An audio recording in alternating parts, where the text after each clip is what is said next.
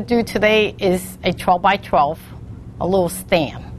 And the clay would do the shrinkage just right so the grout can go on.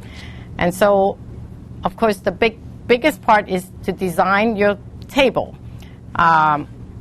Since I'm the gingo specialist, then I will do